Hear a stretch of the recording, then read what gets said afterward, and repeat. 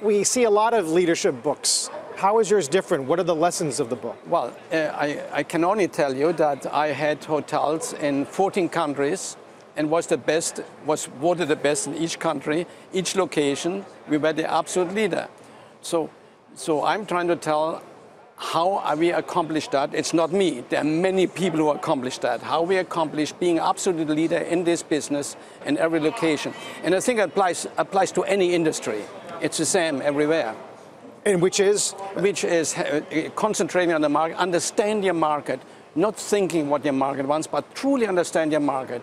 Have people connect employees to that market and lead them toward an objective, toward a destination that is good for all of them. How do you do that in countries that are very different from one another?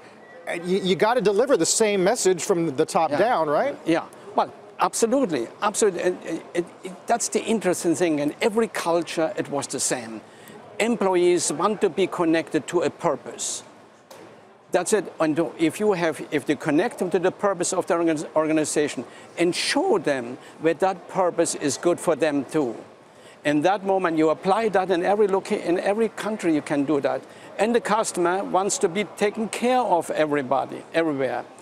Concentrating anywhere you are and what makes the money rather than concentrating on the money, that makes great success. When you talk about understanding the market, how do you assess the hospitality and the hotel market right now? I mean, we've got record number of orders in terms of cruise ships on the books right now. You do have Airbnb going public, and home sharing in general seems to continue to be growing gangbusters.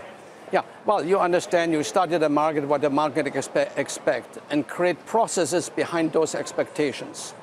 And make sure that those expectations, we established 20 points that our customer wanted. And we made sure that we are superior in each of those points to the competition. So I concentrated on those 20 points, with other words, the stuff that makes money, and aligned the employees behind that. Rather than hiring an employee to fulfill a function, I hired them to join me in that objective and give them a chance to be part of a purpose, rather than just fulfilling a function. The chair on which you're sitting is fulfilling a function. Unfortunately, companies hire people to fulfill functions. They're human beings though, not chairs. You started Ritz-Carlton Group in 1983. Correct. Continued to do training yourself, in person of employees, throughout your time. I wonder, based on what's happening in the economy now, we've got huge tech companies that are trying to become services companies. These are companies that aren't used to actually touching customers, many of them, dealing with real people face to face. They are trying to do that. They're also trying to, I guess, ingratiate themselves into communities as they expand. What are they in danger of missing? What's the most important thing for the Amazons, the Googles, to pay attention to, the Apples right now? It still is concentrate what my market wants. For example, you call one of the companies that you mentioned and it rings 17 times and then the machine comes on. That's not service. If I can turn this around and really pay attention what the market wants and adjust my processes to care for the customer and respond to the customer rather than to the convenience and the cost of my organization, I'm going to win. Excellence wins at the end. That's the whole point. Finally, I wonder, are there too many brands? Are there too many hotel brands now, or is there room for more? There are too many. There's so many brands, but there is a separation taking place very clearly. There are the traditional brands which become more and more sleeping commodities.